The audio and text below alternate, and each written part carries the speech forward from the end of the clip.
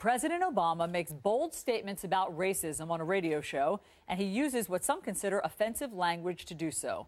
What do his statements mean to Charleston and to the debate over the Confederate flag? Let's talk about all of this with Bakari Sellers. He's a former South Carolina state representative and attorney. Mr. Sellers, thanks for being here.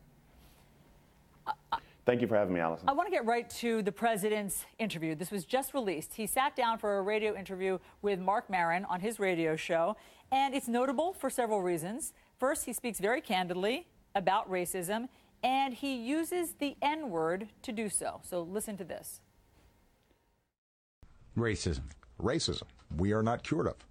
Clearly. And it's not just a matter of it not being polite to say nigger in public. That's not the measure of whether racism still exists or not.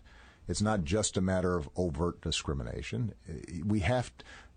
Societies don't overnight completely erase everything that happened 200 to 300 years prior. What are your thoughts on what he says there? Well, I thought the president was correct.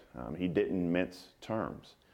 We are talking about racism being more than just the passive use of a derogatory term. We're talking about institutional and systemic racism. And I think that people fail to realize the long shadow that slavery, Jim Crow, segregation, and oppression have in this country.